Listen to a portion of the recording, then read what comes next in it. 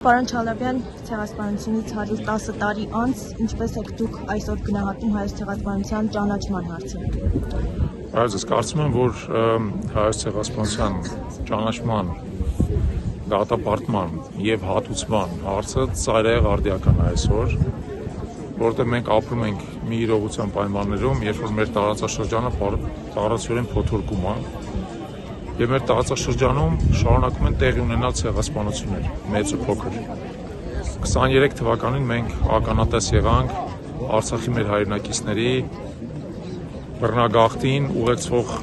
մասսայական ռազմական հանցագործություններով ոչրագործություններով ոստիկանության ցեղասպան գործողություններ։ Անցած տարի նոյեմբերին մենք ականատես եղանք Սիրիայում Ալևի ժողովրդի մասսայական կոտորածներին, որը եւս ցեղասպանության էլեմենտ է, որտեղ ընդհանուր նպատակ ունի դուրս մղել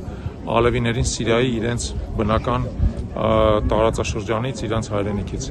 Ոստի ես կարծում եմ, որ մենք որևէ պահ իրավունք չունենք թևաթափ լինել, մտածել նրա մասին, որ ցեղասպանությունը ընդամենը 110-ամյա պատմություն է, ոչ նա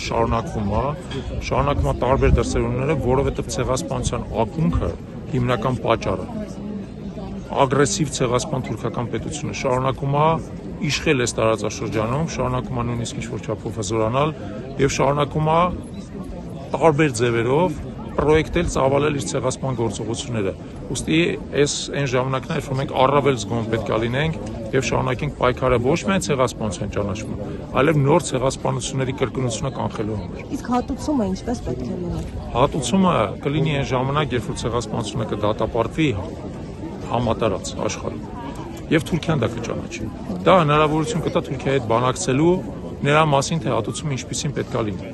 Այս բանը դա շատ դժվար է ասել, բայց ավելի կարևորը հետեւյալը, որ ինքը հատուցումը պետք է լինի անխուսափելի։ Թե ինչ ձևով նա կլինի, այս բանը չասենք։ Դա շատ բարդ հարց է հասկանալի, որովհետեւ այն ամեն ինչ որ խլվել է մեզանից,